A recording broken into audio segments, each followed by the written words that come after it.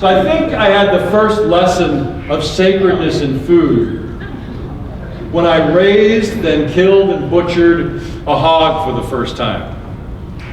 Raise your hand if you had your hands inside of a hog that was still warm. All right, we got a few of you. You'll have to teach the others what this means. It was after my first year of moving to Beaver Island in the middle of Lake Michigan as a vegetarian in the winter. Let's just say I was out of my element, and I realized how difficult it was to remain that lifestyle, to keep that lifestyle. So I made this declaration that I would move to eating meat, but only if I killed the animal and slaughtered it myself. Here's the kid from the Bronx. Little did I know what I was in for. So I made this commitment before I understood how intelligent and personable pigs are. They are above dogs in the level of intelligence they have. More than that, they are above dogs in their ability to take those two beady eyes, look you straight in the eye, and ask questions like, "Are you going to feed me now?"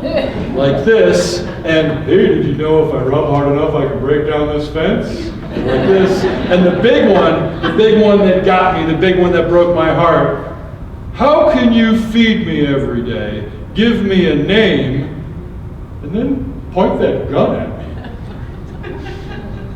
Man, I'm telling you, you're standing there, and literally the pigs, they love you. They'll come right up to you, and you take that gun, and you go, ha, ha, ha.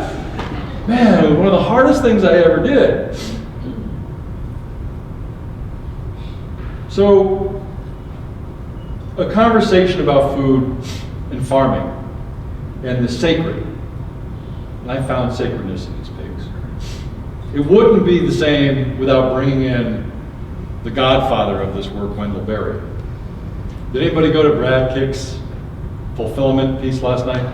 A few of us did, I know a few of you there. So Brad and I battled over who could get the best Wendell Berry quotes and quote them in the last couple of days. Because there's Wendell Berry, there's a lot of them, so we were able to do this.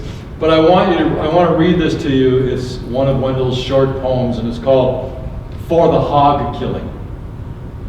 Let them stand still for the bullet and stare the shooter in the eye. Let them die while the sound of the shot is in the air. Let them die as they fall. Let the jugular blood spring hot to the knife. Let its freshet be full. Let this day begin again the change of hogs into people, not the other way around.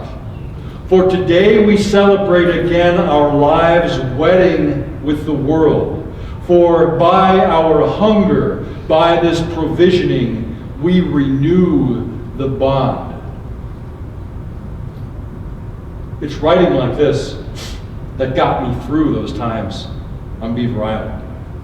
Seeing this animal's gift of life for me as sacred changed my point of view, and I continued to raise hogs for 9 more years. And when I say sacred, I'm not talking about religious. In my mind, they are two separate but often intertwined things. And while it never got easier, I never was numb to it. Each year, I increased the number of pigs we raised and slaughtered, and each pig brought to me a certain level of regret and grief still, for that would never change. Seeing the sacredness in this and in all food I wanted to consume was rightfully an epiphany for me. There's no coincidence that so many religious acts of worship or communion involve eating food.